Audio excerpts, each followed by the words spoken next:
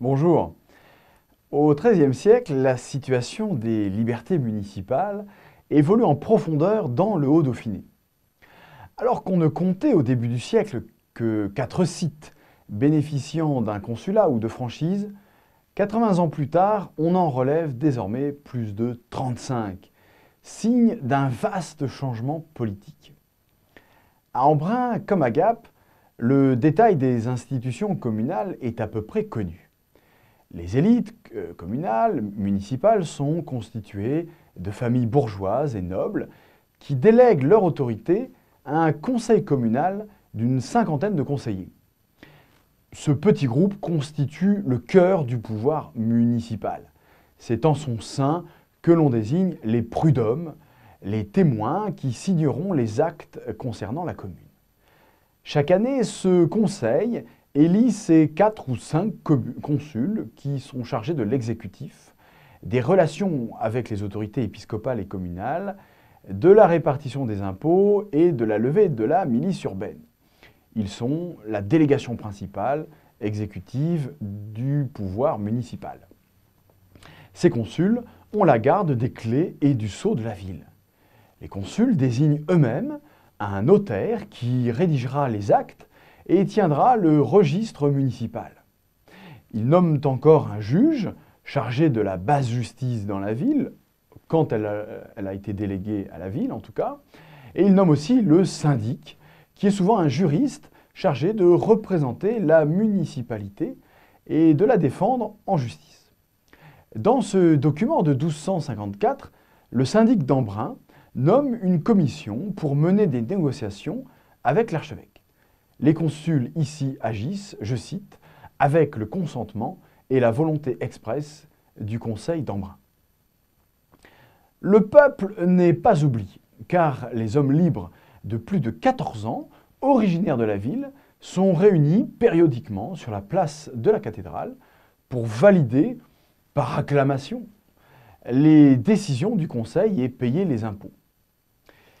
Mais toutes ces institutions sont sous l'étroite surveillance de l'évêque. On note qu'en 1256, le conseil d'Embrun a été tenté de confier le pouvoir à un consul unique. Dans un contexte politique troublé, on espérait peut-être qu'une autorité forte réglerait les problèmes urbains mieux qu'un parlement. Il est possible qu'ici, les Embrunais aient imité le système des podestats, typiquement italien. Chaque ville consulaire arbore avec fierté ses symboles.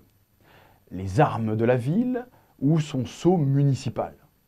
Embrun utilise par exemple le sceau des comtes de Provence avant de fabriquer son propre sceau illégalement lors d'une révolte en 1254, où dans ce sceau figurent les murailles et la porte fortifiée de la ville, ainsi qu'au revers les 5 consuls de la ville, de gauche à droite un chanoine, 3 bourgeois et un chevalier qui a malheureusement disparu lorsque le sceau fut brisé en même temps que la révolte.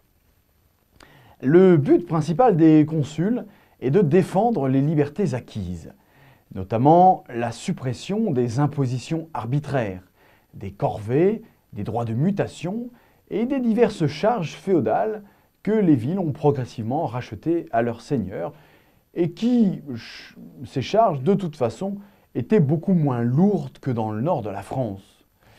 Les consulats du Haut-Dauphiné ont aussi la gestion des biens communaux, les pâtures, les champs, les immeubles de rapport et surtout la gestion de la maison communale. À Gap, cette maison se situait à proximité de la cathédrale et du palais delphinal. Elle était surmontée d'un beffroi.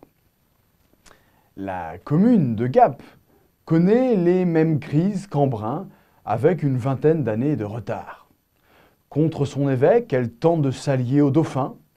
De grandes révoltes sont matées par celui-ci en 1257 et 1275, après lesquelles la commune est mise à l'amende et doit jurer fidélité à l'évêque, qui promet en échange de respecter les libertés consulaires. En 1282, à l'appel de l'évêque, le comte de Provence intervient militairement pour briser la commune après une autre révolte Et celle-ci, cette commune, perd son consulat et quasiment tous ses droits fiscaux. En 1300, un accord entre les autorités delphinoises et l'évêque partage entre eux tous les droits de la commune, confirmant ainsi l'extinction du consulat de Gap. La maison communale et les clés des portes reviennent à l'évêque. Pourtant, au XIVe siècle, Embrun et Gap retrouvent progressivement une partie des droits qu'ils ont perdus au cours de leur révolte.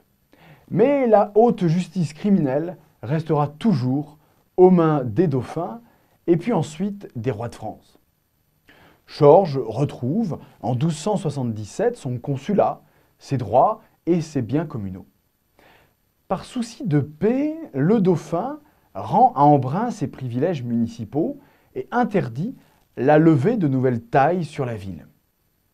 Au XVe siècle, la garde des clés d'Embrun est rendue au consul par l'archevêque.